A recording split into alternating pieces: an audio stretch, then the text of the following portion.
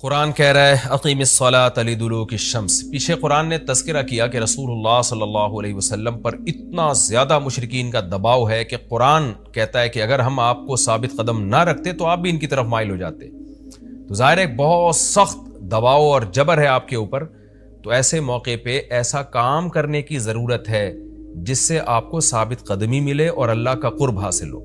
تو اس کا سب سے بہترین طریقہ قرآن کہتا ہے نماز ہے، یعنی اے نبی صلی اللہ علیہ وسلم آپ نماز کو مضبوطی سے تھامیے تاکہ آپ کو ثابت قدمی ملے، آپ کو اللہ کا قرب ملے، کیونکہ جس اللہ کے لیے کام کیا جا رہا ہے نا، جب تک اس اللہ سے رشتہ مضبوط نہیں ہوگا تو اس کام میں آپ ثابت قدم نہیں رہ سکتے، اور اللہ سے رشتہ مضبوط کرنے کا سب سے بڑا ذریعہ نماز ہے۔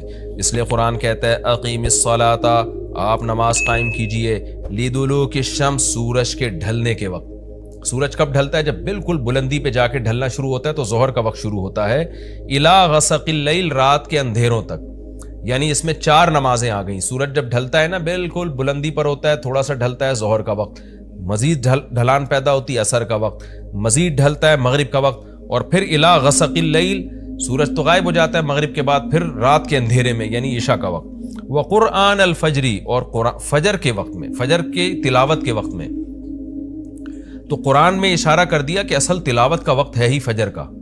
آج بعض اماموں کو ہم نے دیکھا فجر میں بڑی مختصر تلاوت کرتے ہیں، یہ بالکل غلط ہے۔ سنت ہے فجر میں طوال مفصل، یعنی سورہ حجرات سے لے کے سورہ بروج تک کی جو لمبی لمبی صورتیں ان کو تلاوت کیا جائے۔ تو فجر کے قرآن کے وقت بھی آپ نماز قائم کیجئے۔ ان قرآن الفجر، بے شک فجر کا جو قرآن ہے، فجر میں جو تلاوت ہے، کان مشہودا، اس میں حاضر ہوتے ہیں۔ کون حاضر ہوتے ہیں؟ حدیث سے پتہ چلتا ہے فرشتے۔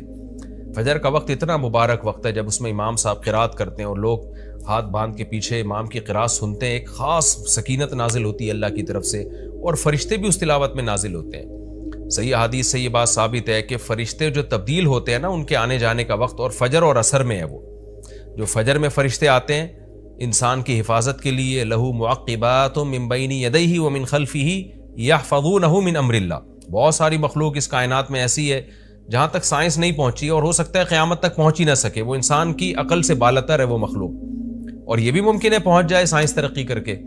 وہ مخلوق انسان کو نقصان پہنچانے کی کوشش کرتی ہے، تو اس مخلوق سے بچانے کے لیے، جن میں جنات ہیں سر فہرست، ان سے بچانے کے لیے اللہ نے فرشتوں کا انتظام کیا ہے۔ تو حدیث میں آتا ہے صبح و شام، قرآن سے بھی یہ بات ثابت ہے، صبح و شام فرشتوں کی باریاں چینج ہوتی ہیں، اور وہ ہماری حفاظت کے لیے اللہ کی طرف سے متعین ہوتے ہیں۔